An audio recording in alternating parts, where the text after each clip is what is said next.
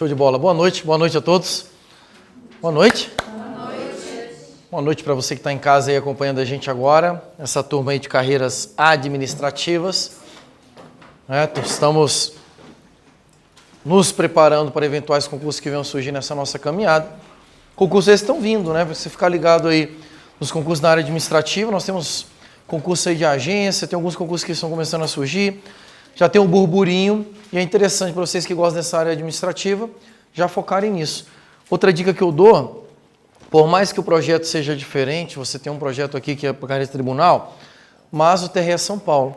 O TRE São Paulo é um concurso muito interessante que está na iminência de sair o edital até o final desse mês e poderia te dar uma possibilidade de ir ao longo do caminho já prestar uma prova legal. A boa parte das matérias você já tem, né? Só vai faltar aquelas matérias que são de natureza jurídica, como eleitoral, processo civil, o restante vocês estão estudando, então de repente pode ser um concurso interessante para você fazer, tá? Para a galera de São Paulo, certamente vocês farão.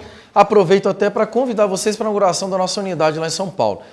Então você que é de São Paulo, que está ligado aqui no Fox, está assistindo essa aula de carreiras administrativas, dia 12 de setembro, coloca na sua agenda aí, e eu junto com toda a equipe aqui do Fox, estaremos lá inaugurando o projeto do Fox, que vai ser um projeto muito legal, que vai agregar bastante valor à sua preparação com novos cursos que o Fox vai promover aqui para vocês. Curso também transmitido ao vivo para todo o Brasil. Então você que está esperando aí, carreira fiscal, o Fox vai entrar de cabeça, OAB, para quem está estudando aí para essa parte, né? Quem está se formando e tal, não passou na OAB de primeira, vem buscar ajuda, nós vamos ter uma equipe especializada para ajudar você nessa caminhada, tá? Não só para a galera do online, mas a galera daqui também, né? Então, só que lá vai ser transmitido ao vivo para o Brasil, então vocês de Cascavel serão alunos online, né, da gente lá. E o pessoal de Cascavel fica tranquilo também, porque eu vou continuar vindo aqui, a gente vai terminar a nossa grade e tal, não vai atrapalhar o nosso fluxo aí de aulas não, tá? Podem ficar tranquilos que nós vamos continuar a nossa caminhada. Mas vamos alçar um voo diferente agora, indo para São Paulo, voltando para São Paulo e abrindo a unidade do Focus para a gente ampliar os projetos aqui. Continuando nossa matéria, onde nós paramos. Última aula, então, nós estamos em funções essenciais de justiça. Funções essenciais à justiça. Faltou aí 2 institutos. Funções essenciais da justiça.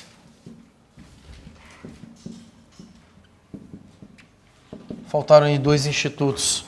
Já vimos o Ministério Público, já vimos a Advocacia Pública. Ficou faltando, então, Defensoria Pública e Advocacia, tá? Defensoria Pública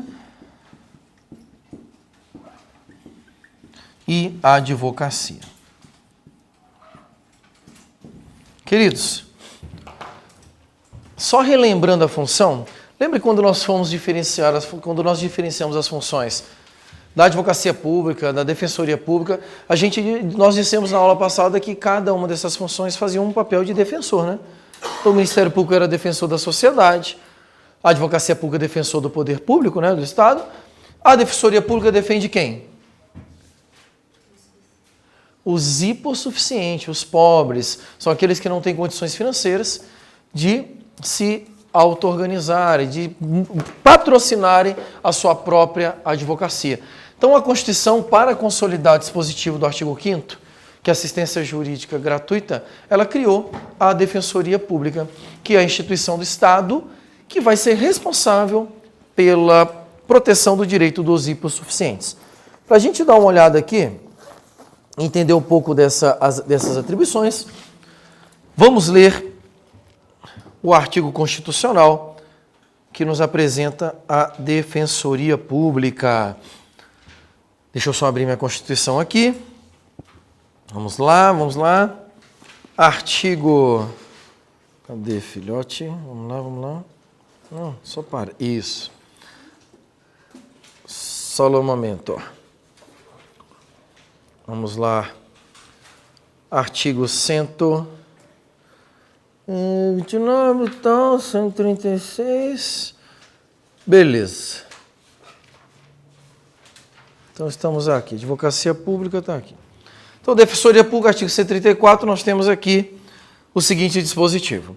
A Defensoria Pública é instituição permanente, essencial à função jurisdicional do Estado, incumbindo-lhe, como expressão e instrumento do regime democrático, fundamentalmente, a orientação jurídica, a promoção dos direitos humanos e a defesa em todos os graus, judicial e extrajudicial, dos direitos individuais e coletivos de forma integral e gratuita aos necessitados, na forma do inciso 74 do artigo 5º desta Constituição. Então, a ideia da Defensoria Pública é exatamente patrocinar qualquer causa em que o hipossuficiente queira ingressar dentro do Poder Judiciário. É uma concretização do direito fundamental de assistência jurídica gratuita àqueles que são necessitados e hoje ela se realiza no Brasil através, basicamente, de duas instituições, né? Então nós temos aí a DPU, Defensoria Pública da União, composta de defensores públicos federais que vão fazer a defesa dos hipossuficientes no âmbito da União. Então, quando a ação corre na Justiça Federal e nos demais órgãos do Poder Judiciário da União, quem vai patrocinar? A Defensoria Pública da União, que vai patrocinar o interesse dos hipossuficientes. Um exemplo em que a Defensoria Pública trabalha com muita frequência é junto ao INSS, Autarquia Federal. É onde nós vamos ter uma grande gama de hipossuficientes que brigam nas questões previdenciárias. A DPU vai ter um trabalho aqui bem voltado para essa parte, tá? Depois nós temos também as DPS, Defensorias Públicas dos Estados e Defensoria Pública do Distrito Federal, ok? Então, Defensoria Pública do Estado, Defensoria Pública do Distrito Federal, cada um vai organizar a sua própria estrutura, cada um vai organizar aqui, cada estado organiza a sua própria Defensoria Pública, o DF organiza a sua própria Defensoria Pública. Lembrando aqui que a Defensoria Pública Estadual, ela vai se relacionar com os Tribunais de Justiça dos Estados. Defensoria Pública da União, com todos os órgãos do Poder Judiciário da União. Se eu tenho esta relação, posso afirmar para vocês que não existe Defensoria Pública Municipal. Ok? Porque a relação é, no mínimo, com o Tribunal de Justiça. Tudo bem até aqui? Queridos, esse dispositivo de defensoria sofreu alteração recente aí pela Constituição Federal, em 2014. Então, ele ainda está caindo em prova como novidade. Apesar de nós estarmos em 2016, é um dispositivo que trouxe bastante atenção das questões de prova. E ele trouxe o seguinte. Primeiro, vamos ler o parágrafo primeiro, que ele vai trazer como se ingressa na DPU. Lei complementar organizará a DPU e do Distrito Federal, Defensoria do Distrito Federal e dos Territórios e prescreverá normas gerais para a sua organização nos estados, em cargos de carreira provistos na classe inicial, mediante concurso público de provas e títulos, asseguradas a seus integrantes a garantia de inamovibilidade. Então, atenção, garantia dada aqui para a Defensoria Pública primeira, inamovibilidade. A inamovibilidade, nós já sabemos o que é aquela garantia que protege o defensor para que ele não seja removido do seu local de trabalho contra a sua vontade, tá? Inamovibilidade. E aí nós temos, além disso, uma vedação. Vedado o exercício da advocacia fora das atribuições institucionais. Então, uma garantia para o membro é a inamovibilidade, ele não pode ser removido de sua lotação contra a sua vontade. A outra garantia, que é uma garantia de imparcialidade, é a vedação à advocacia. Então, o defensor público ele não pode advogar, por um motivo muito simples. Imagina o defensor público atendendo a senhorinha lá. Aí o defensor vê o tamanho, a proporção da causa, fala assim, então, minha senhora, aqui na defensoria não tem ninguém apto para defender a senhora. Tá, mas toma meu cartão, a senhora me procura depois das 18 horas. Ou seja, se não tivesse essa vedação, você teria a possibilidade de um defensor contrabandear processos para ele, que é o que ocorreu durante muito tempo no Brasil. Porque essa vedação é recente. Essa vedação veio agora com a emenda 45 de 2004. Tá? Então, é vedado o exercício da advocacia pelo defensor público.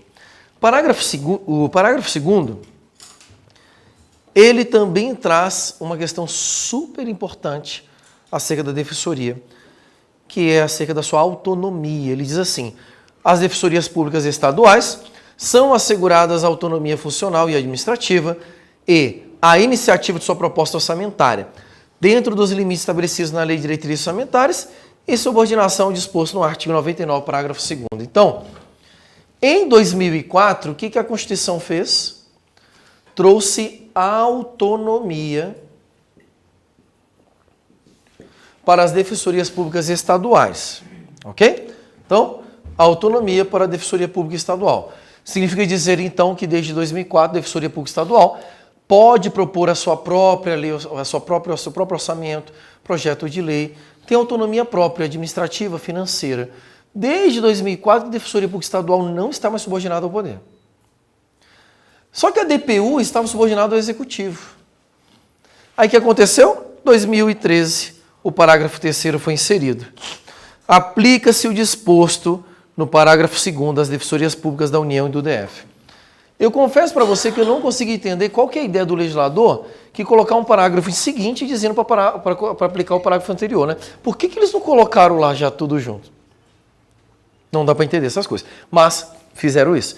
Então, o parágrafo 3º é simplesmente para dizer, aplica-se o parágrafo 2º, a Defensoria Pública da União e Defensoria Pública do Estado, do Distrito Federal. Ou seja, a partir de 2013, a DPU e a Defensoria Pública do DF também conquistam a sua autonomia.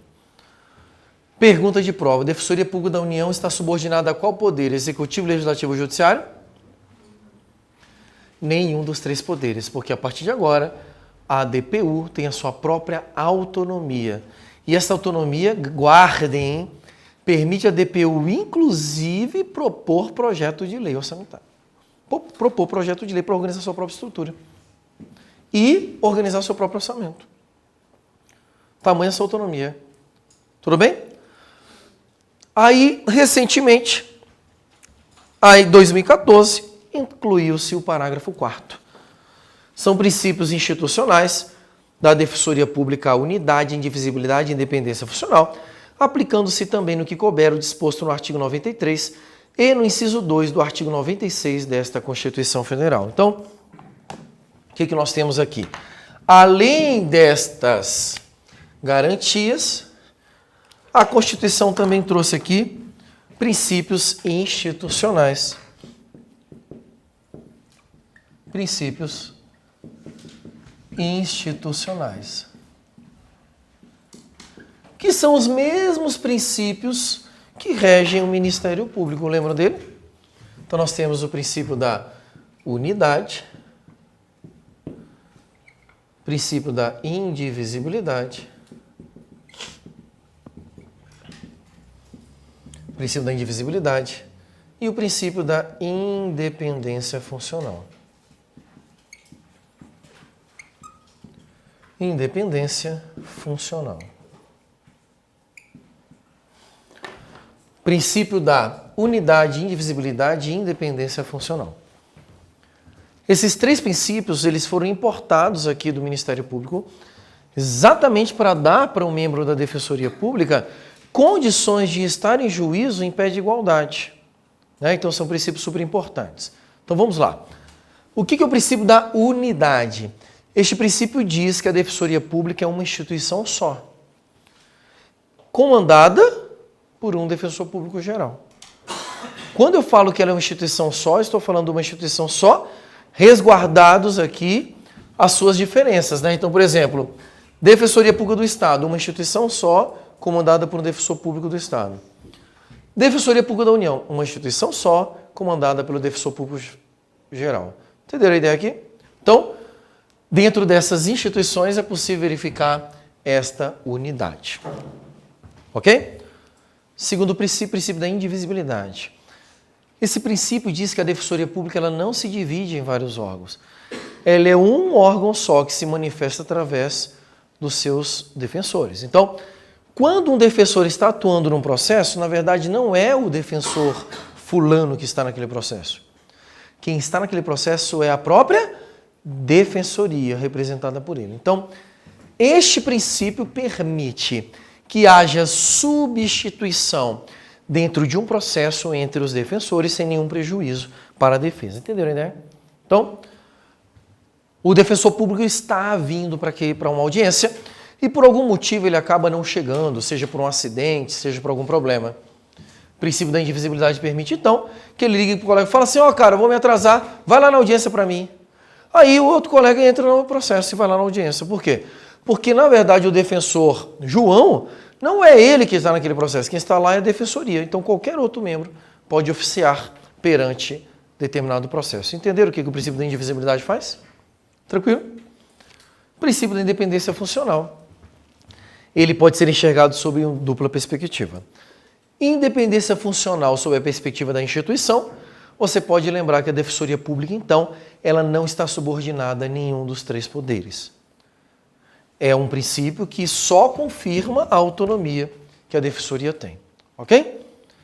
Depois você pode enxergar a independência funcional de cada defensor perante os demais defensores. Então, não existe hierarquia entre defensores, a não ser uma hierarquia de natureza administrativa, só para a organização da instituição. Tá? Mas não existe hierarquia funcional. Ou seja, se o defensor-chefe olhar para o defensor orelha seca lá, vai lá, defende essa ação desse jeito, o defensor que foi convidado vai chegar e falar assim, não, vou defender do jeito que eu quiser, porque ele tem independência funcional. Por isso a Constituição deu para ele inamovibilidade, para evitar que houvesse influências. Por exemplo, o cara não quero fazer essa defesa aqui não, porque eu acho que o cara está culpado mesmo. Inamovibilidade. Ele não pode ser punido, caso ele discorde do seu chefe. Entenderam a ideia aqui? Então, independência funcional, não existe hierarquia entre os defensores, entre os membros da defensoria. Cada um tem a sua própria independência funcional. Tudo bem até aqui? No finalzinho deste parágrafo, o que a Constituição diz? Aplica-se o artigo 93 e o artigo 96.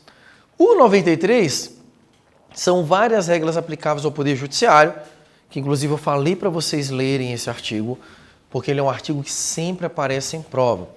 O 96 fala sobre a autonomia do Poder Judiciário para propor projetos de lei. Então, são dois dispositivos que podem ser cobrados na sua prova e que se aplicam também à defensoria. Beleza? Alguma dúvida até aqui? Tranquilo? Desta forma, passemos ao artigo 135, bem tranquilo. Os servidores, integrantes das carreiras disciplinadas nas seções 2 e 3 deste capítulo, serão remunerados na forma do artigo 39, parágrafo 4º. Que forma de remuneração é este do 39, parágrafo 4º? Não? Subsídio. Então, guardem. A forma de remuneração dos defensores deve ser feita por meio de subsídio. E o que é o subsídio? O subsídio é uma forma de retribuição pecuniária que consiste no pagamento de uma parcela única. O que significa uma parcela única? Quando você vê a remuneração de um defensor lá no edital do concurso, você está enxergando tudo o que ele vai ganhar, porque é por meio de subsídio que ele recebe. Então não tem complemento, não tem nada mais do que isso. Beleza? Questãozinha, top que pode aparecer na sua prova. Show de bola até aqui? Dúvidas sobre defensoria pública? Não? Passemos agora para o último instituto, a advocacia. A advocacia, como você pode perceber, ela aplica-se a ela apenas um artigozinho dentro da Constituição. Por quê? Porque a Constituição não quis falar muito sobre advocacia. Haja vista haver uma lei específica que vai regular a advocacia no Brasil, tá? Então, existe uma lei específica que regula a advocacia no Brasil, que é o Estatuto da OAB, que vai regulamentar a advocacia no Brasil. E a seção 3, que é o artigo 133, traz: o advogado é indispensável à administração da justiça, sendo inviolável por seus atos e manifestações no exercício da profissão nos limites da lei. Dois princípios acabam sendo expressamente considerados neste artigo. Quais são os dois princípios que regem a advocacia e que podem cair na sua prova? Primeiro, o princípio da indispensabilidade. Indispensabilidade. Este princípio, indispensabilidade. Este princípio diz que o advogado é indispensável ao processo. Então, o princípio da indispensabilidade diz que o advogado é indispensável ao processo. Ou seja, todas as vezes que alguém precisa entrar com uma ação judicial, ele vai precisar de um advogado para que ele obtenha a chamada capacidade de postular em juízo, que é a capacidade postulatória. Então, a regra, princípio da indispensabilidade. O advogado é indispensável ao funcionamento da justiça. Tudo bem? Esta regra possui algumas exceções. Exceções que você não precisa ter advogado. Alguém lembra de alguma situação que não precisa de advogado?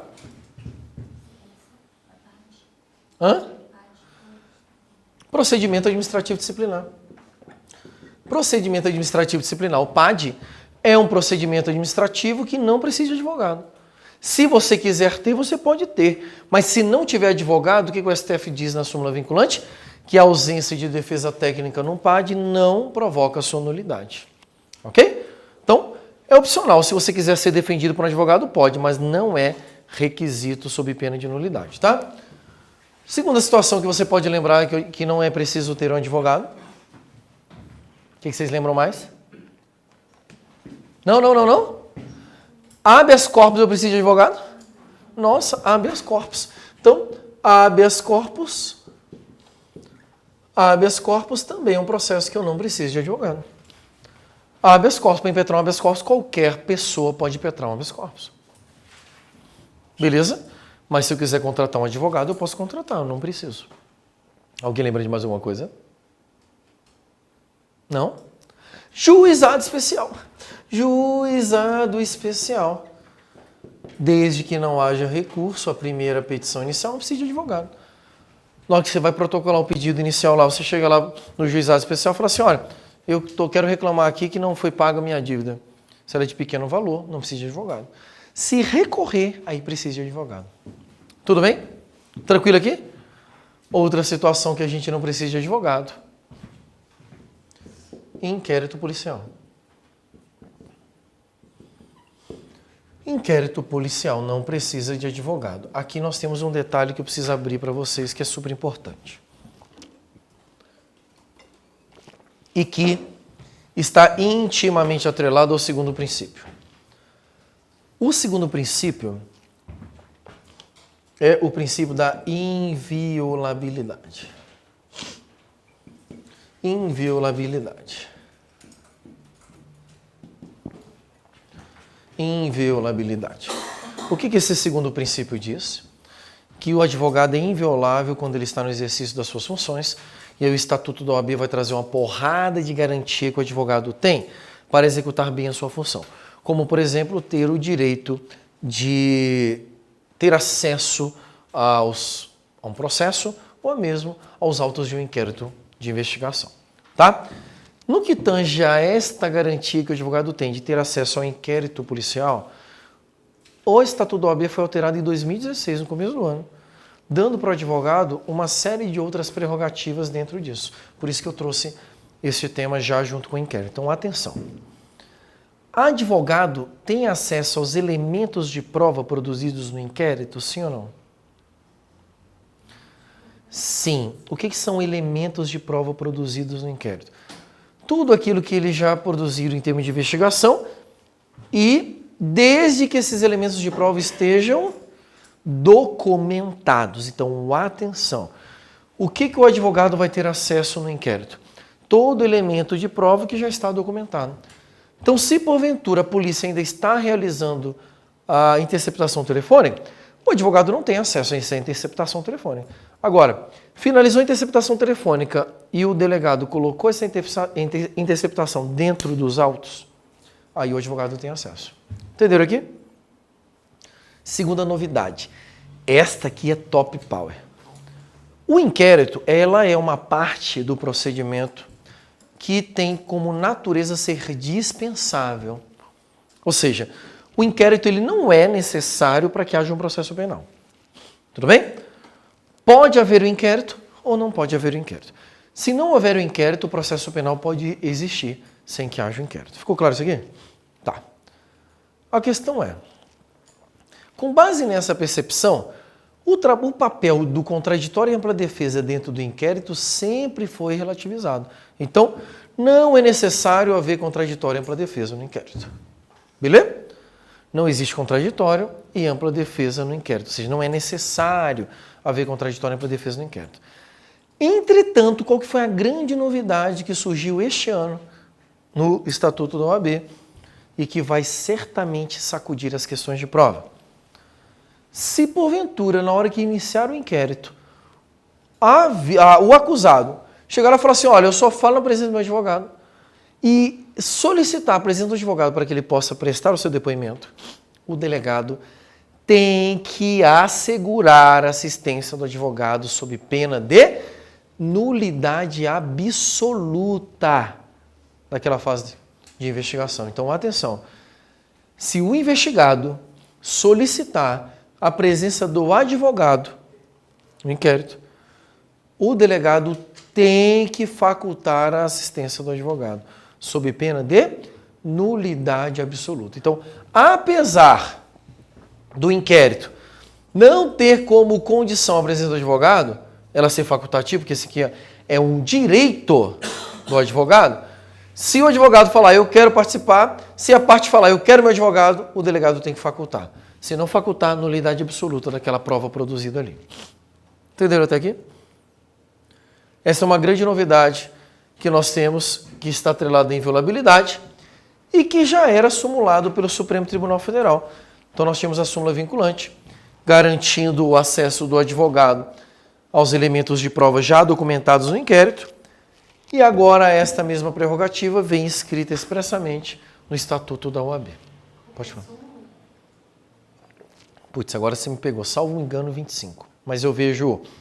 Me lembra no intervalo, por gentileza, que eu vejo qual que é essa súmula do STF lá. Salvo engano, 25. Mas eu confirmo para você daqui a pouco aqui. Tá? Beleza até aqui? Alguma dúvida até aqui? Se não temos dúvidas, então a gente encerra aqui as funções essenciais da Justiça, com os temas que eu gostaria de compartilhar com vocês. E passemos agora para um outro tema da nossa matéria. Tema super importante também. Na verdade, o que nós vamos trabalhar a partir de agora é o tema mais importante da Constituição Federal, que são os chamados direitos fundamentais. Nós vamos começar agora com o principal tópico do direito constitucional, que é aquele tópico que, com certeza absoluta, qualquer concurso público que você fizer na área administrativa, ele vai cair, que são a parte dos direitos fundamentais. Nós vamos nos dedicar a algumas aulas aos direitos fundamentais, tamanha a sua importância para o nosso curso, tá? Então, direitos fundamentais. Direitos fundamentais. Para a galera que está vendo no INSS aí, deve estar cheio de direito fundamental na cabeça ainda, né? Ou não, né? Porque depois que passa a prova, tudo que a gente quer é esquecer a prova, não é verdade? Ou a gente aprende com ela, tudo que a gente errou, cresce com ela, mas esquece aquele momento tenebroso da nossa vida, onde eu não lembrei de tudo que eu precisava lembrar, ou não esqueço quando a gente está com o nome na lista de aprovados e a gente fica feliz, esperando agora a sua nomeação, né? Já nomeou alguém? Não? Esquenta não. Daqui uns dias a gente começa a ver a movimentação do INSS, não vejo a hora. A gente começar a ver o rostinho dos nossos moleques, né, sendo aprovados. Foi muito legal que sexta-feira eu recebi uma mensagem umas 11 horas da noite de um aluno nosso lá de São Paulo. Ele foi meu funcionário e eu tive que demitir ele um dia. Só que eu gostava muito dele, eu tive que demitir por ser uma exigência da empresa onde eu trabalhava. O que aconteceu? Eu demiti chorando, cara. Você pensa uma pessoa que você gosta que você tem que demitir do local do trabalho. É uma das coisas mais fodas do mundo. Por isso que eu não convido amigo mais para trabalhar comigo. Que é uma pessoa que eu não conheço, que eu não tenho nem vínculo emocional. Porque demitir amigo é muito foda. E eu demiti, eu chorava igual uma criança, demiti ele. Mas no dia que eu demiti ele, saiu o edital do TJ São Paulo. E ele já estava estudando para concurso. Eu olhei para ele e falei assim, meu brother, presta atenção. Às vezes Deus fecha uma porta, você não entende ainda porque está fechada. Mas é porque vai abrir uma bem melhor ali na frente. O que aconteceu? Demiti ele, ele pegou o seguro-desemprego dele e investiu e estudou. Durante os próximos 6 meses depois, ele só estudou, passou no TJ São Paulo. Ó, chega um arrepio só de lembrar. Sexta-feira, o que acontece? Ele me manda uma mensagem assim. Ele me chama de chefe até hoje. Chefe, você sabe que dia é hoje? Eu olhei assim e falei, tá, 19. Aí ele olhou assim, não. Eu falei, como assim, você tá maluco? Não. Aí ele manda a foto dele com um crachá. É o dia da minha posse. Você tem noção como é que eu fiquei emocionado esse dia? E ele só tomou posse e só passou porque ele foi demitido. Porque no dia que ele foi demitido primeiro, ele ficou muito revoltado. E eu também. E aí quando você está com aquela revolta no seu coração, você pode ficar em depressão ou você pode fazer algo para mudar a sua vida. É uma perspectiva que você tem. É uma escolha que você tem. E ele escolheu mudar a vida dele. Ele falou assim, já que eu estou demitido mesmo, então só de raiva eu vou estudar mais do que eu estudaria. Segundo, quando ele é demitido, ele passa a ter mais tempo para estudar. E aí ele estudou com todo o gás e passou no TJ, pronto, tomou posse sexta-feira. Não é bacana isso aqui? Então, meus queridos, às vezes, aquilo que está acontecendo na sua vida, que você não está entendendo o que está acontecendo ainda, é exatamente o que você precisava para você poder mudar de vida. É a parábola da vaquinha. Já ouviram a parábola da vaquinha? A parábola da vaquinha, vocês vão entender o que eu fiz com a minha vida agora quando eu saí do DPEM. A parábola da vaquinha é o seguinte, essa parábola ela é muito importante para você aplicar para a sua vida. Existia um cara que queria aprender tudo, como ser um grande homem com um monge. Então ele sobe no morro lá no Tibete, e aí o monge está lá meditando, e aí o discípulo olha, meu mestre, eu quero me tornar um homem tão top, tão abençoado e tão evoluído como o senhor. O monge olha para ele e fala assim, você quer tornar um homem evoluído como eu? Sim. Então a primeira coisa que você vai fazer, você está vendo aquela chacrinha lá embaixo? Sim, mestre, estou vendo. Você está vendo que aquela família é muito pobre? Sim, mestre, estou vendo. Você está vendo que aquela família só tem uma vaquinha? Sim, coitado, ele só tem aquela vaquinha. Então você vai lá e vai empurrar aquela vaquinha no precipício. Aí o cara ficou revoltadíssimo. Ele falou, mas como eu vou pular? É a única coisa que eles têm. Você quer se tornar um homem sábio ou não quer? Quero, mestre. Então vai lá e empurra a vaquinha no precipício. O cara desce o morro revoltadíssimo. Ele desce o morro. Aí ele chega lá, olha escondido e empurra a vaquinha no precipício. E fica atrás do monte lá, olhando lá aquela vaquinha, morta a família, desesperada. Todo mundo na família chorando porque ele empurrou a vaquinha. Mas a família não viu que ele empurrou. Só viu que a vaquinha caiu no precipício, entenderam? Ele fica tão triste, tão triste, tão triste porque ele empurrou a vaquinha daquela família para o precipício, que ele não volta lá para falar com o mestre. Ele foge e some e nunca mais volta lá para falar com o mestre. Passou uns 10 anos. Esse cara está passando por aquele local e fala assim, cara, eu acho que eu vou lá falar com o mestre. Faz tempo que eu não vejo. E ele passa na frente daquela chacrinha. Só que quando ele passa na frente daquela chacrinha, não tem mais uma chacrinha. Existe um grande palácio, com uma plantação gigantesca, vários carros, vários tratores e uma família brincando super feliz. Ele olha, ele calcula e fala, cara, mas aqui morava aquela família. Aí ele bate na campainha e chega um senhor. Ele fala assim, senhor, tudo bom? Não morava uma família aqui, pobre antigamente? E o cara olha e fala, morava. Ah, então foi o senhor que comprou aquela chacrinha? Não, éramos nós. Aí ele olha, tá, mas era uma casa bem ruim. O cara olha e fala assim, pois é, mas você não sabe o que aconteceu. A nossa vaquinha caiu no precipício. E no dia que a vaquinha caiu no precipício, que era a nossa única fonte de renda, eu tive que criar outras formas de fazer renda. E aí, aconteceu isso. A maior bênção que aconteceu na nossa vida foi aquela vaquinha ter caído no precipício. Porque quando você perde a única coisa que você tem, você corre atrás de conquistar outras coisas maiores. E foi o que aconteceu com esse aluno Cauê. E foi o que aconteceu com várias pessoas nessa vida. Às vezes aquilo que a gente perde, que é a única coisa que a gente coloca toda a nossa energia, quando a gente perde aquilo, é aquilo que a gente precisa para a gente conquistar coisas maiores. Por isso que eu empurrei minha vaquinha, quero depém. Eu empurrei ela, gente. Eu empurrei, agora eu tô fudido. Porque, tipo assim, eu não sou mais servidor público. Ou eu acordo de manhã e trabalho, ou eu não tenho mais como comer. Aí o que eu fiz? Eu empurrei a vaquinha exatamente para eu ter vontade de acordar de manhã com muita vontade de fazer as coisas que eu gosto de fazer. Entenderam a ideia? Porque se eu acordar sem vontade de manhã, eu tô fudido.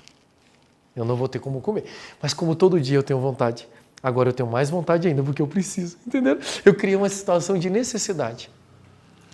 E às vezes, exatamente quando a gente empurra a vaquinha, é que a gente conquista os maiores tesouros da nossa vida. Entenderam como é que funciona? Essa é a parábola da vaquinha. O Cauê perdeu o emprego dele, que ele ganhava R$1.000. Ele passou no TJ para ganhar R$4.000. Às vezes você reprovou no INSS para ganhar 4.000, você vai estudar mais um pouco agora, vai ver um concurso de uma agência reguladora para ganhar 9 e você passa. Ou então vir um tribunal para ganhar 9 e você passa. Amém, irmãos? Amém? Amém? Então, assim, fechar uma porta não significa que a sua vida está fechada. Na verdade, às vezes, fechar uma porta vai abrir outras muito melhores, desde que você continue buscando os seus objetivos. É o que vocês estão fazendo agora. Ué, Daniel, então quer dizer que concurso não é mais bom porque você saiu? Eu falei, não, concurso, na verdade, continua sendo, para mim, a melhor opção que existe. Só que eu quero levar essa opção para mais pessoas, por isso que eu larguei meu carro. Porque eu quero ajudar mais pessoas a passarem em concurso público. Estava pouco ajudar as pessoas. Eu queria agora me dedicar integralmente a isso, por isso que eu larguei o meu carro. Né? Então, este tema, direitos fundamentais, ele é um tema que ele vai cair em todos os concursos públicos que você vai fazer. Se tiver direito constitucional lá no tema, no tópico, pode ter certeza que vai ter questão de direito fundamental na sua prova. Ok? E direito fundamental é uma parte legal, porque é uma parte muito prática da nossa vida. Nós vamos pegar aqui do artigo 5º até o artigo 17 da Constituição Federal. Este leque de artigo, todos eles, cada inciso, cada dispositivo, cai em prova. Então, na hora que você for estudar, você precisa guardar tudo que está aqui. Só que a nossa primeira aula sobre direitos fundamentais, eu não vou entrar ainda totalmente dentro desses artigos. Porque eu preciso criar aqui um pano de fundo. Então, nós vamos trabalhar agora com alguns elementos dos direitos fundamentais que são super importantes para a sua prova. São elementos importantes, mas que fazem parte daquilo que eu costumo chamar de teoria geral dos direitos fundamentais. O que é esta teoria geral dos direitos fundamentais?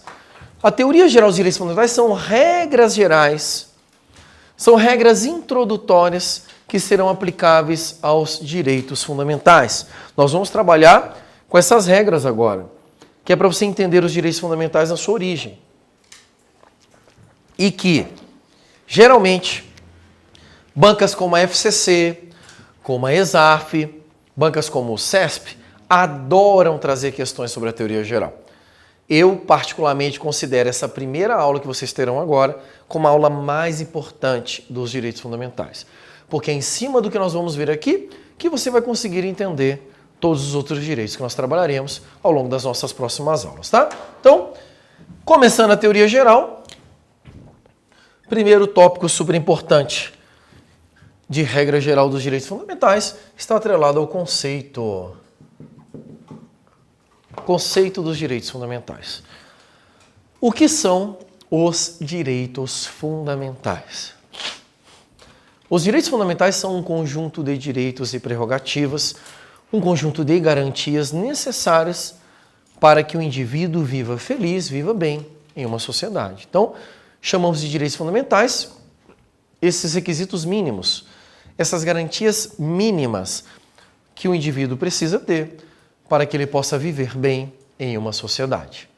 Então, quando a gente conceitua os direitos fundamentais, fatalmente a gente acaba se esbarrando na necessidade de existência desses direitos. Por que os direitos fundamentais são necessários? Eles são necessários porque nós vivemos em uma sociedade organizada. E o Estado, que é quem administra, quem cuida dessa sociedade, ele acaba tendo muito poder. Quando o Estado tem muito poder, existe uma tendência natural dele exceder na utilização deste poder. Ele acaba excedendo os limites de utilização deste poder. E quando ele excede nos limites de utilização deste poder, ele acaba ferindo as pessoas. A conquista dos direitos fundamentais passa por uma evolução da sociedade como um todo. E ao longo da história da humanidade, nós tivemos momentos em que o Estado tinha tanto poder, que ele não estava nem aí para o ser humano. Imagine o Estado absolutista. O Estado absolutista, ele simplesmente fazendo tudo aquilo que ele queria. E aí ele massacrava as pessoas. Neste momento, a sociedade se revolta e passa a lutar por direitos.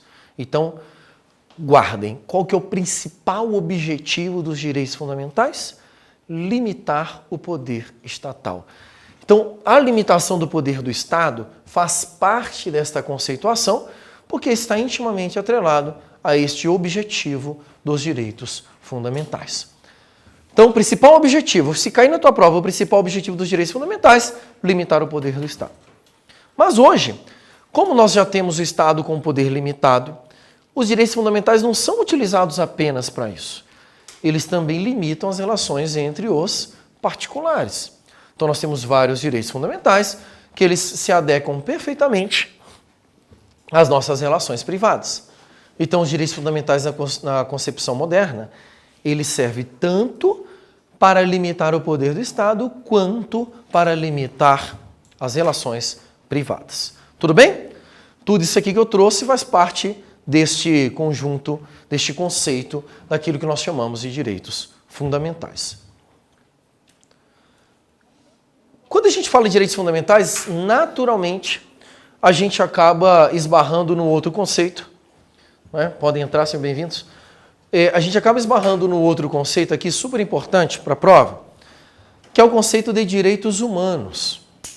Então, falar de direitos fundamentais automaticamente me remete ao conceito de direitos humanos. E o que são os direitos humanos? Os direitos humanos, eles são os direitos conquistados pela humanidade em geral, como um todo. Tá, Daniel, mas tem diferença entre direito fundamental e direito humano? Depende do edital. Se o edital trouxer direito fundamental e direito humano, nós podemos ter uma diferença.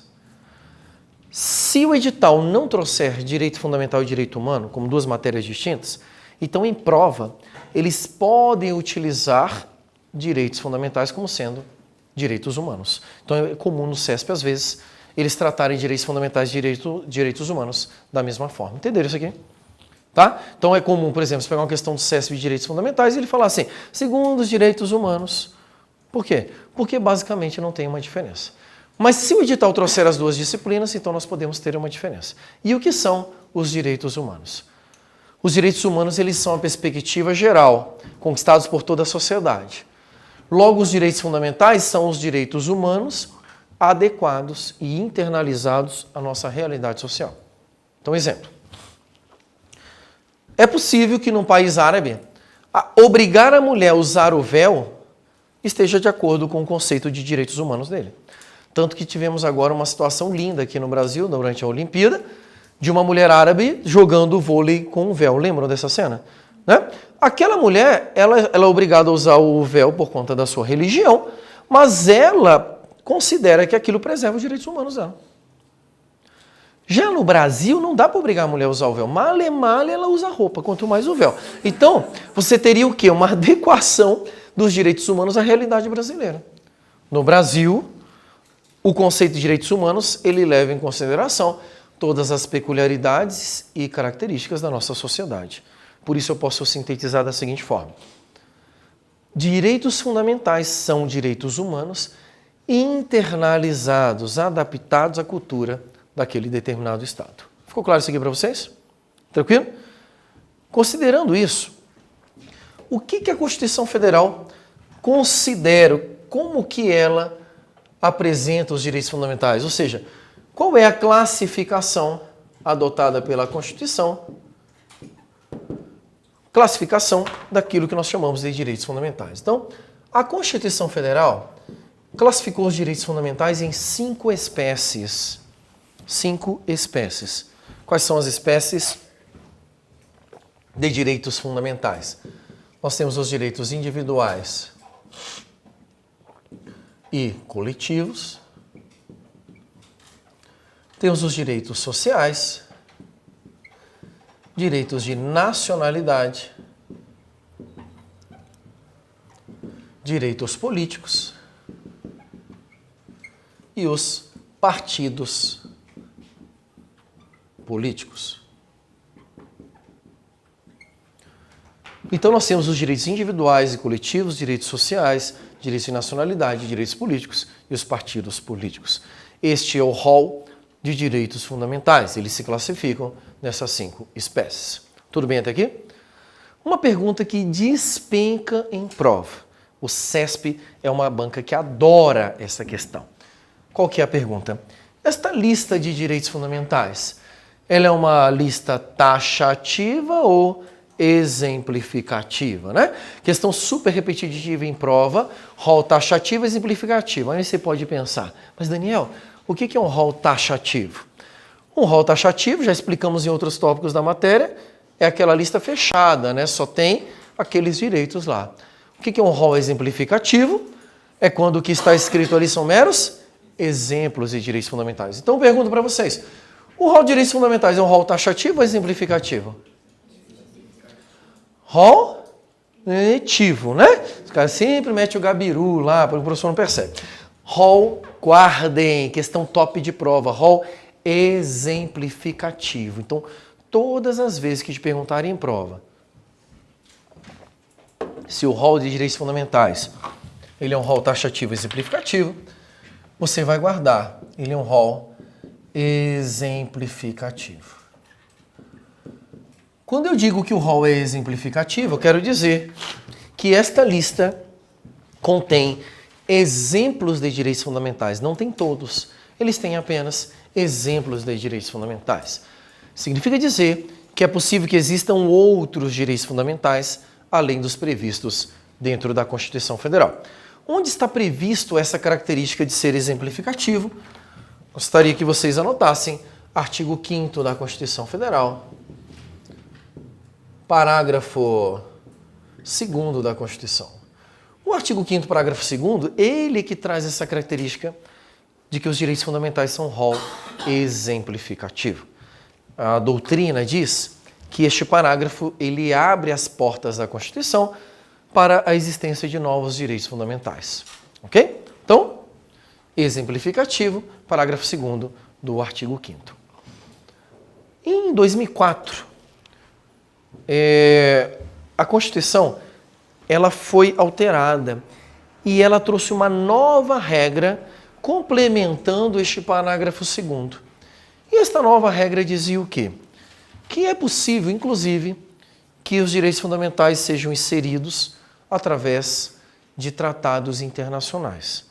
Então, nós temos um dos instrumentos de inserção de direitos fundamentais dentro do direito brasileiro são exatamente os tratados internacionais. Tratados internacionais. Queridos, o que são tratados internacionais? São acordos celebrados entre os países que têm como objetivo atingir determinado fim. Esses tratados podem ser das mais diversas espécies. E existe um grupo desses tratados que falam sobre direitos humanos. O que então a Constituição trouxe em 2004 através da Emenda 45? A Constituição trouxe o chamado artigo 5º, parágrafo 3º. Foi a grande conquista dessa Emenda 45 para os direitos fundamentais. E o que essa Emenda 45 trouxe? O que ela inseriu neste parágrafo 3º do artigo 5º?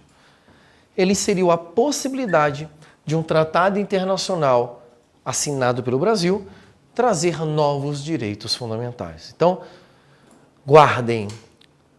Existem direitos fundamentais que estão na Constituição e existem direitos fundamentais que podem estar fora da Constituição, incluindo Tratados internacionais. Quando um tratado internacional ele insere o novo direito fundamental dentro do ordenamento jurídico brasileiro, ele vai poder adquirir a forma de várias espécies normativas. Ou seja, dependendo do tipo de tratado internacional, ele vai ter um tipo de força normativa dentro do direito brasileiro. A primeira força normativa do tratado internacional é a que está explicitada no parágrafo 3º do artigo 5º. Então, o parágrafo 3º diz que um tratado internacional ele pode ter força dentro do direito brasileiro, como se fosse uma emenda constitucional. Tivemos já uma aula sobre processo legislativo e nós sabemos que a emenda constitucional ela é uma espécie normativa única, na verdade, capaz de alterar quem? A Constituição Federal. Ou seja, se eu fizesse aqui uma pirâmide, e essa pirâmide eu já fiz algumas vezes, no topo desta pirâmide eu tenho a norma mais poderosa do direito brasileiro. Qual que é a norma mais poderosa do direito brasileiro? Constituição Federal. A Constituição Federal ela é a norma mais poderosa do direito brasileiro. A única forma de alterar a Constituição Federal é por meio de uma emenda. Quando a emenda entra dentro do texto constitucional, então eu tenho o quê? Ela passa a se tornar a própria Constituição Federal. Dizer que um tratado internacional pode ter força de emenda, tem força de emenda constitucional, é dizer que este tratado internacional vai ter a estatura da própria Constituição Federal. Tá, mas é qualquer tratado internacional que vai ter força de emenda constitucional? Não. Apenas os previstos no parágrafo 3º do artigo 5º. Quais são os requisitos para que um tratado internacional tenha força de emenda constitucional? Primeiro requisito para o tratado internacional, ele tem que ser um tratado internacional de direitos humanos. Então guardem. Primeiro requisito para um tratado internacional ter força de emenda, ele tem que ser um tratado de direitos humanos. Segundo requisito, ele tem que ser aprovado nas duas casas do Congresso Nacional. Em cada casa, ele tem que ser votado em 2 turnos de votação. E em cada turno, ele tem que ser aprovado pelo voto de 3/5 dos respectivos membros. Professor, Pode falar, querida. é isso que é ser aprovado de sabatina? Não. Sabatina? É. O termo sabatina geralmente é utilizado quando o Senado Federal vai aprovar a indicação de algum nome para algum lugar. Aí o Congresso faz uma sabatina. No caso do Senado Federal, quem faz a sabatina para a escolha dos ministros do STF. Mas ele passa por esse processo de passar pelas 2 casas ou não? Não, depende. É o termo utilizado mais, geralmente, no Senado é que faz esse tipo de aprovação. Tá? Aí, por exemplo, o presidente escolhe um ministro do STF. Mediante a aprovação do Senado Federal. O Senado faz lá uma sabatina. O que você entende como sabatina? Quando alguém fala sabatina. Ele vai ser sabatinado. O que é isso? Hã? Julgado? Não, ele vai ser testado. Né? Então o termo sabatina vem de ser testado. Olha, ele vai ser sabatinado. Tipo o TCC. TCC, você vai apresentar o TCC na faculdade. Um dia que você vai apresentar, você vai ser sabatinado pelos membros da banca. Então, o termo sabatinar ele está a ver com esse teste que você faz para verificar se você está apto ou não para assumir determinada posição. É diferente da votação, tá? Nunca vi este termo ser utilizado para votação. Se você tiver alguma questão de prova que traga este termo como sinônimo de votação, você me traz que até aperfeiçoa o meu conhecimento, entende? Tá? Mas o termo sabatina, ele geralmente está atrelado com aprovação. Aprovação mediante um teste. Então, os membros vão lá e fazem perguntas para o cara realmente para testar. Tá? Beleza? Nunca vi uma questão de prova que utilizasse o termo sabatina como sinônimo disso aqui. Então, este é o quórum necessário para que esta emenda constitucional ela possa ser recepcionada, para que esse tratado internacional possa ser recepcionado no direito brasileiro com força de emenda constitucional. Então, em prova, eles cobram bastante esses requisitos aqui. Geralmente, esta é uma questão que despenca em prova de concurso. Raro, um ano que você não encontre muitas questões sobre o parágrafo 3º. Tá? Então guardem. O Tratado Internacional pode ter força de emenda se ele for de direitos humanos, aprovado nas duas casas em 2 turnos, por 3/5 dos votos dos respectivos membros. Tudo bem até aqui? Vai ter força de emenda, estatura constitucional. Lembre que este quórum é o mesmo quórum de aprovação da emenda. Então, eu posso trocar aquele quórum ali de 3/5 por maioria simples, sim ou não? Não, não posso. Posso trocar aquele quórum de 3/5 por maioria absoluta, sim ou não? Vamos lá, vamos lá? Imagina que na sua prova aparece no lugar de 3/5 dos membros maioria absoluta, certo ou errado? Errado, não posso trocar por maioria absoluta. Posso trocar aquele quórum de 3/5 por maioria qualificada? Sim, posso. Posso trocar aquele quórum de 3/5 por quórum especial? Sim, também em questão 2016 do CESP, tá? Então, qual que é o termo que eu poderia trocar no lugar dos 3/5? Maioria qualificada ou quórum especial? É aquela velha magia, né? O CESP ele faz 100 perguntas de forma diferente. No dia que você senta na prova para responder, ele faz a 101. Né? Que é aquela 101ª pergunta que você nunca ouviu falar na vida. Aí tu lê a questão, tu sabe tudo sobre o tema, você só não sabe se a questão está certa ou errada. Então, adiantou porra nenhuma, não é verdade? O ideal é que você chegue na prova e você saiba. Então, essas são possibilidades de questões que já caíram em prova sobre isso aqui. Beleza? Tem que preencher todos esses requisitos para que ele tenha força de emenda constitucional. Só um detalhe aqui, gente. O Tratado Internacional, ele não vai entrar dentro da Constituição. O Tratado Internacional aprovado com este quórum, ele vira um decreto legislativo. Este decreto legislativo tem estatura constitucional, ou seja, ele é equiparado. Tá? Eu não tenho uma mudança de artigo lá.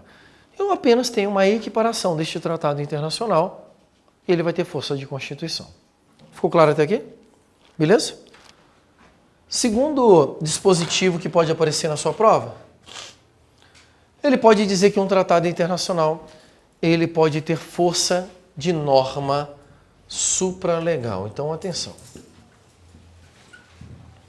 Um tratado internacional pode ter força de uma norma supralegal. Então, nem todo tratado internacional tem força de emenda. Alguns deles vão ter força de uma norma supralegal. Daniel, onde está escrito isso na Constituição Federal? Em nenhum lugar. E por que em nenhum lugar? Porque isso não é um termo constitucional. Quem cunhou este termo, quem criou este termo, foi o Supremo Tribunal Federal. O STF, quando cria o termo norma supralegal, ele criou por quê? Acompanhe essa lógica, esse raciocínio, porque este caso que eu vou contar para vocês já foi cobrado em prova. Lembra que eu falei que esta regrinha inserida no parágrafo 3º, ela foi inserida pela emenda 45 no ano de 2004? Tá. Antes de 2004, o Brasil já tinha assinado outros tratados internacionais de direitos humanos. Só que quando o Brasil assinou esses outros tratados, o Brasil não recepcionou estes tratados com quórum de emenda. Então, qual que foi a situação que o Brasil viveu em 2004? A partir de 2004, um tratado internacional de direitos humanos tinha que ter aquele quórum qualificado de aprovação, mas todos os tratados até aquela data assinados pelo Brasil, que eram de direitos humanos, não foram aprovados com quórum de emenda. Então, nós ficamos no Brasil com dupla possibilidade. Existia um tratado de direitos humanos com quórum de emenda, e por essa razão, força de emenda constitucional. E nós tínhamos tratados internacionais que não tinham sido aprovados com quórum de emenda. Então, foi feita a pergunta: o que eu faço com um tratado internacional? Qual a força de um tratado internacional de direitos humanos que foi aprovado com quórum simples, como se fosse uma lei ordinária? Foi essa a pergunta que foi feita. E especificamente foi utilizado um tratado para isso, que já caiu em prova, que é o Pacto São José de Costa Rica. Este tratado internacional, ele trazia uma regra lá. Ele dizia que prisão civil só podia existir se fosse para devedor de pensão alimentícia. Então, para o Pacto São José de Costa Rica, só havia uma prisão civil por dívida que podia ser aplicável, a do devedor de pensão alimentícia. Só que a nossa Constituição Federal prevê duas hipóteses: devedor de pensão alimentícia e o depositário infiel. E aí um depositário infiel um dia foi preso e ele falou assim: mas peraí, o Brasil não assinou aquele tratado internacional do Pacto de São José e Costa Rica? Sim. Ele não proíbe a prisão civil do depositário fiel? Proíbe. Então por que a gente está desrespeitando? Só que aí foi uma pergunta para o STF. O tratado vale mais que a Constituição? Foi a pergunta que fizeram para mim. O que aconteceu? Se este tratado tivesse sido aprovado com quórum de emenda, ele teria a mesma estatura constitucional. Mas como ele foi aprovado antes de 2004, o STF criou uma nova estatura para ele e diz que todo tratado internacional de direitos humanos que não tenha sido aprovado com quórum de emenda passa a ter a estatura de norma supralegal. Uma norma supralegal, como o próprio nome diz, supra, acima, legal, leis. Então, se as leis elas aparecem aqui embaixo, a força normativa dela, se as leis aparecem aqui embaixo, o Tratado Internacional de Direitos Humanos aprovado sem quórum de emenda vai ter força de norma supralegal, que é aqui. Supralegal. Ele é supra-lei, ou seja, ele está acima das leis, mas ele permanece abaixo da Constituição. Olha que interessante. O STF reconheceu que o Pacto de São José e Costa Rica tem força de norma supralegal, ele está acima das leis, mas abaixo da Constituição. Ou seja, não pode mais prender depositário infiel no Brasil. Mas a Constituição foi alterada? Não, porque ela continua abaixo da Constituição.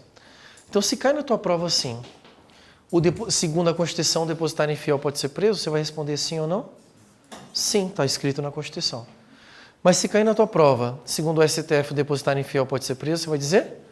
Não, não pode, porque o STF agora, inclusive, já tem a súmula vinculante, prevendo ou proibindo a prisão depositária infiel.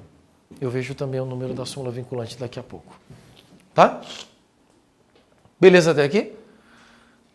Como então que um tratado internacional, ou quando um tratado internacional vai ter força de norma supralegal? Ele vai ter força de norma supralegal todas as vezes que o tratado internacional for de direitos humanos,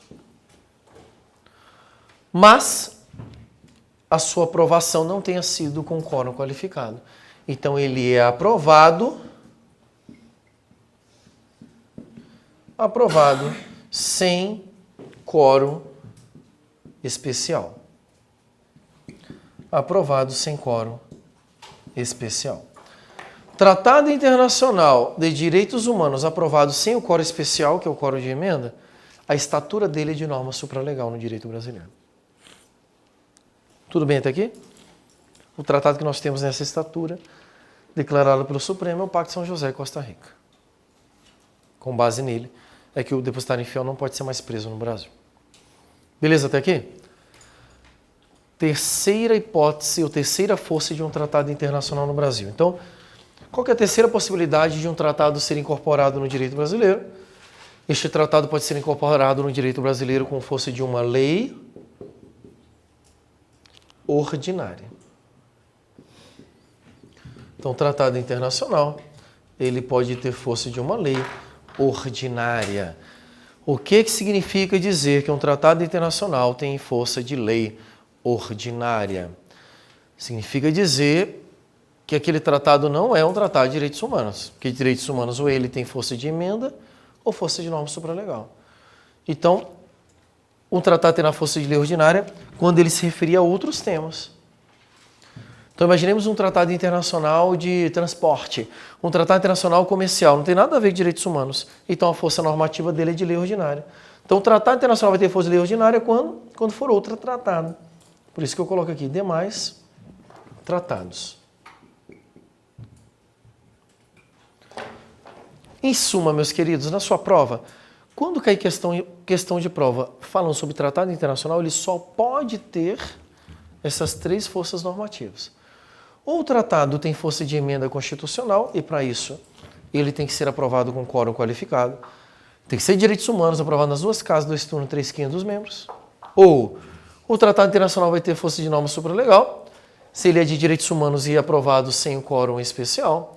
Ou o tratado internacional vai ter força de lei ordinária, quando ele se referir a outros temas. Tem algum tratado internacional com força de lei complementar, sim ou não?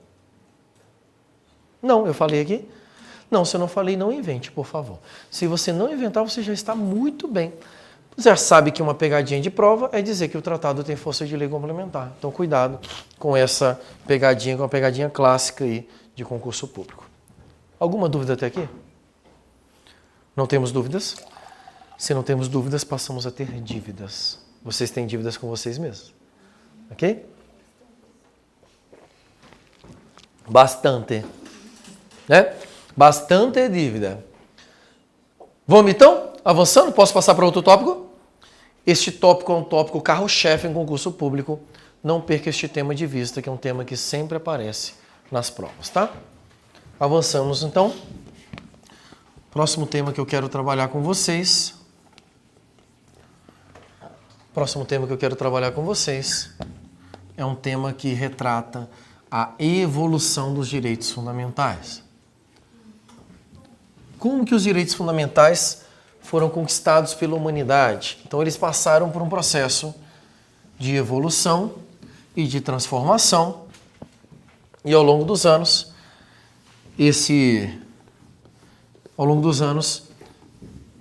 direitos foram sendo conquistados e foram sendo evoluídos.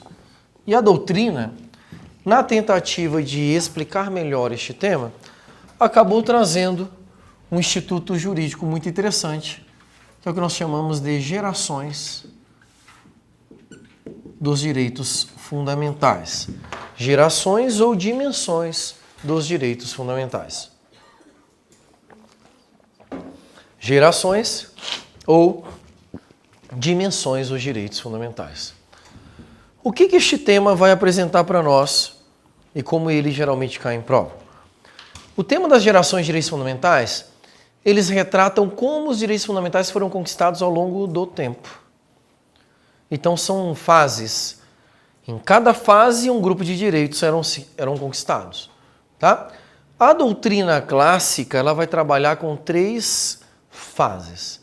São 3 gerações, que são as principais, que costumam ser trabalhadas em prova. 3 são principais. Mas já está bem mais pacificado na doutrina a existência de mais 2. Então, eu sempre trabalho em sala de aula com 5 gerações de direitos fundamentais, ok? Vamos começar com a primeira geração de direito fundamental. A primeira geração de direitos fundamentais, como o próprio nome diz, são os primeiros direitos conquistados pela humanidade.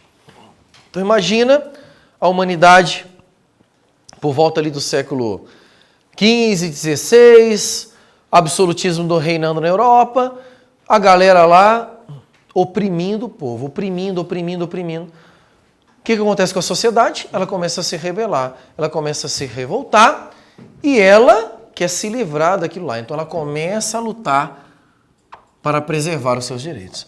E qual que é o primeiro direito que é conquistado, que é lutado pela sociedade que estava sendo oprimida? O direito de liberdade. Percebeu-se que se o indivíduo tem liberdade, o Estado acaba ficando impedido de interferir na vida das pessoas. Então nós dizemos que os direitos de primeira geração são direitos de liberdade. Esses direitos de liberdade eles têm algumas características muito interessantes, como por exemplo, a liberdade individual. Então cada indivíduo acaba recebendo a sua própria porção de liberdade. É só você imaginar, por exemplo, a sua liberdade, a liberdade que você tem para torcer para um time de futebol. Qualquer um aqui pode torcer para o time que quiser. Você pode ter um péssimo gosto, por exemplo, e torcer para o Corinthians. Né? Paciência. Né? Nem todo mundo é evoluído. Né? Então, esta é a liberdade que você tem. Tipo, de cada um ter a sua liberdade. Ela é individualizada. Cada indivíduo tem a sua própria liberdade.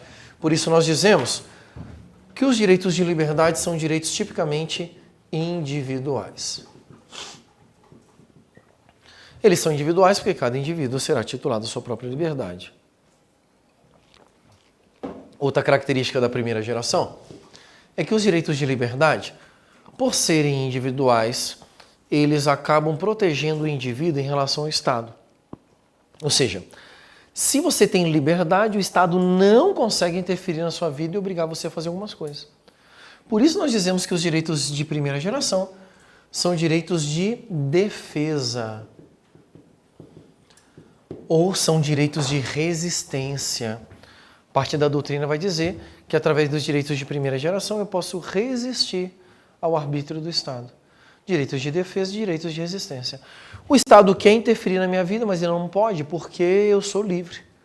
Por exemplo, o Estado poderia olhar para você e falar assim, eu quero que todos vocês torçam para o Corinthians. Seria quase que uma tortura, uma sacanagem. Mas o Estado poderia fazer. Por que o Estado não faz? Porque os direitos de primeira geração, que são de liberdade, permitem a você que não torça para o Corinthians, que torça, por exemplo, de forma muito sábia para o Flamengo. Ou seja, o direito de defesa me protege perante o Estado. Ele é individual porque cada indivíduo tem a sua própria liberdade. E o Estado, diante da minha liberdade, acaba assumindo uma postura negativa. O que significa dizer que o Estado tem uma postura negativa? Significa dizer que o Estado se abstém. Ele deixa de interferir nas relações sociais. O Estado tem uma postura negativa porque ele não pode agir na sua vida, porque você é livre. Por mais que ele tenha vontade de te obrigar a fazer uma coisa, ele não pode porque você é livre. Essas palavras que eu coloquei, liberdade, individuais, defesa, negativo, acabam sendo as palavras-chave que você vai encontrar na sua prova quando a questão fala sobre direitos individuais ou sobre direitos de primeira geração. Tudo bem? Alguns exemplos de direitos de primeira geração que sempre caem em concurso público. Primeiro deles, os direitos individuais. Então, todos os direitos individuais são de primeira geração. Também os direitos de liberdade. Temos várias liberdades na Constituição, todos eles de direitos de primeira geração. Ou ainda, nós temos os direitos civis ou direitos políticos, todos exemplos de primeira geração. Tudo bem até aqui? Tranquilo, primeira geração? A liberdade, meus queridos, por si só, ela acaba gerando uma grande desigualdade social. Por que a liberdade gera uma desigualdade social? Porque pessoas livres, elas dependem delas mesmas. Então, o que acontece? Quando você tem uma pessoa livre, uma relação livre, o mais forte acaba suplantando o mais fraco. O mais rico acaba suplantando o mais pobre, o mais inteligente, o mais burro, e assim por diante, porque nós temos uma sociedade livre. Liberdade sozinha gera desigualdade. E é exatamente no momento de desigualdade que surge a necessidade de se criarem novos direitos. E aqui acaba aparecendo a segunda geração dos direitos fundamentais, que são os direitos de igualdade. Os direitos de igualdade são direitos de segunda geração porque eles têm como objetivo reduzir as desigualdades sociais existentes entre os indivíduos. Como os direitos de segunda geração vão reduzir as desigualdades sociais? Levando igualdade. Só que para levar igualdade não dá para olhar para o indivíduo apenas e toma igualdade para você, toma para você. Toda relação de igualdade tem que ter um parâmetro. Então, os direitos de igualdade eles são fornecidos para grupos sociais. Por isso nós dizemos que a segunda geração é marcada por direitos destinados a grupos sociais. E esses grupos sociais são beneficiários dos direitos de segunda geração por quê? Como? Por meio de prestações positivas. Prestações positivas. Por que prestações positivas? Prestações porque o Estado, para reduzir desigualdade, ele tem que intervir, tem que entrar na sociedade. E como que o Estado reduz desigualdade? Metendo a mão no bolso e investindo na sociedade. Exemplo, Bolsa Escola, Bolsa Pão, Bolsa Pipoca, final de semana. Não tem esses medidas sociais? São políticas sociais que reduzem desigualdade. Por quê? O cara não tem dinheiro para comprar o pão, aí você vai lá e dá o pão para o cara. Pronto, igualei com aquele outro que tinha dinheiro para comprar o pão. Ok? Essa é a razão pelo qual a postura do Estado deixa de ser negativa e passa a ser positiva. Na primeira geração, o Estado é absenteísta, ele se abstém. Na segunda geração, o Estado passa a ser proativo. Ele tem que interferir na sociedade para reduzir desigualdade. E como para reduzir ele tem que investir dinheiro, então ele investe por meio de prestações. Quando você pensa na prestação do seu carro, você já fica preocupado, não fica? Porque você sabe que você vai ter que pagar um dinheiro. E exatamente isso aqui que é prestação positiva. Tudo bem? 3 áreas o Estado atua, essa é uma questão que o CESP, FCC adora colocar em prova. 3 áreas que o Estado atua para reduzir desigualdade. Área social, área cultural, área econômica. Um exemplo de direito social de segunda geração. Bolsa Escola, Bolsa Pão, característica do governo de social-democracia. Exemplo na área cultural. Por exemplo, se você tiver uma ação cultural do município, você vai num show gratuito. Né? Você não tem, para quem não tem dinheiro para pagar, por exemplo, o show do Iron Maiden, que custa R$1.000, pode ir no show no mesmo padrão, na mesma qualidade do MC Quadrado, né? Realizado na Praça da Cidade. Né? Nem sei se tem esse MC, mas se tiver eu já quero aqui a patente. Né? Prestação positiva na área cultural. Outra área que o Estado atua na área econômica. Então, Minha Casa Minha Vida. Minha Casa Minha Vida, a intervenção do Estado na área econômica para reduzir desigualdade social. Entenderam a segunda geração? Essas duas são as mais cobradas em prova. Por que elas são mais cobradas em prova? Porque nós temos uma diferença clássica entre elas aqui. Ó. Por isso que elas são bem cobradas em prova. Tá? Então, cuidado com este tema aí. Terceira geração de direitos fundamentais. A terceira geração de direitos fundamentais, ela acaba aparecendo aqui como um complemento da segunda e da primeira geração e é classificada pelos direitos de fraternidade. O que são os direitos de fraternidade? Os direitos de fraternidade são direitos que ultrapassam a esfera do indivíduo ou de um grupo social. São direitos da coletividade. São direitos difusos. Direitos da coletividade, direitos difusos. Esses direitos de coletividade, esses direitos difusos, são direitos que você não consegue mensurar a quantidade de pessoas que são beneficiárias deles. Ou seja, o melhor exemplo o CESP já trouxe em 2016 2 vezes em prova. Preservação do meio ambiente. O direito a ter um meio ambiente sustentável é um direito de terceira geração. Por quê? Porque ele é tipicamente um direito coletivo. Ou difuso, como parte da doutrina prefere chamar. Ele é um direito que eu não consigo mensurar quantas pessoas serão beneficiadas. Exemplo, vamos imaginar a tragédia da barragem da Mariana, provocada pela quebra lá. Quantas pessoas foram prejudicadas por aquela tragédia? Muitas. Quantas? Não sei. Teve a cidade, o rio ficou cheio de barro, já caiu no mar, matou peixe. Então você tem uma perspectiva de influência gigante. Por isso o direito coletivo. Ele é um direito que amplia o rol de proteção da primeira e da segunda. Porque a área de abrangência desses direitos são muito maiores. Outro exemplo que pode aparecer na sua prova de terceira geração, direito ao progresso da humanidade. Direito ao progresso da humanidade nós vemos agora, por exemplo, na descoberta de remédios e de vacinas para Zika vírus. Nós temos aqui, tipicamente, um direito de terceira geração. Beleza até aqui? Tranquilo? Na tua prova, as 3 primeiras são mais prováveis de serem cobradas. Ou eles cobram as características, que foi o que eu fui falando o tempo todo aqui, ou eles cobram exemplos, tá? São as 3 perguntas que você fatalmente vai encontrar nas suas provas. As 2 últimas classificações eu falo por um desencargo de consciência, porque algumas bancas já perguntaram. VUNESP, por exemplo, já perguntou. Né? Quais são essas outras 2? Nós temos a 4ª geração.